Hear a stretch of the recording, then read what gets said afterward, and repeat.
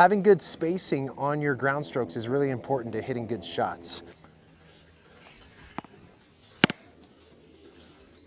We ideally want to have our elbow out from our side slightly when we're hitting the ball. We don't need our arm to be completely straight, but we want a little bit of space in here so that we're not limited with our power and shot selection. Sometimes what will happen is players will set up nicely for a ball, but they won't realize they're too close. And so when they extend their arm out to the side, they're hitting the ball on the bottom part of the paddle, not producing a consistent shot. Now, when we take our paddle back, we actually want our elbow to be close to us because then we can use this leverage that we just created to extend out to our shot. So we don't want a straight arm when we're taking the paddle back, otherwise we're also limited with our paddle. But the right way is having our elbow close, but then extending out to contact. One easy way to get the feeling of proper spacing is to just stand sideways, hold the ball and drop it to yourself, and then make a swing. Right? Notice when I'm hitting that, my arm is a little bit away from my side. Now, if I hold the ball too close to me, it's going to be pretty obvious. Right? So this should feel comfortable out here. Whereas if I hold the ball like here, I don't have my arm out to the side, right? It's going to feel more uncomfortable for me. I have to keep my elbow in to be able to hit the ball. So another thing you can do is on your forehand side especially, is when the ball comes at you, you can actually catch the ball with your non-dominant hand out to the side. So I catch it over here and then I drop it and hit it.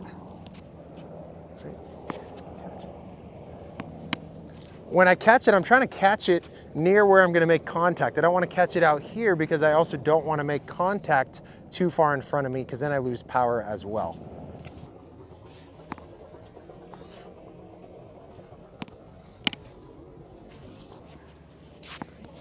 So that's an example of good spacing where I have room for my arm to extend out from my side. This would be an example of bad spacing.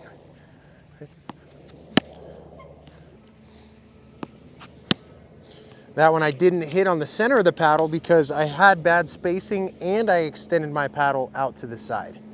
Now there will be times when you do have bad spacing that might be unavoidable, but what you want to focus on is just not trying to hit too good of a shot when you're in that situation. So say you don't have a lot of time to get out of the way of the ball, so toss right at me.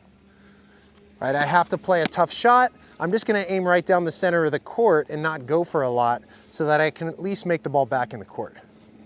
Poor spacing is often caused by too much footwork. So what I mean by that is when I'm going out to a ball in this direction, if I take too many steps, I'll put myself too close to the ball, versus if I take less steps or maybe go slower, I can achieve good spacing on that shot. So notice I didn't take too many steps, and so I had good spacing there. If you take too many steps or move too fast, then what might happen is you get yourself in the way of the ball and you don't have proper spacing to hit it.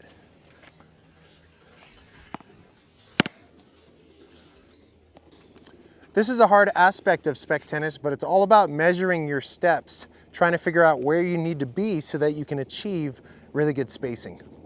Right, same thing on the backhand with spacing. I want to have my arms slightly out from my side when I'm making contact with the ball.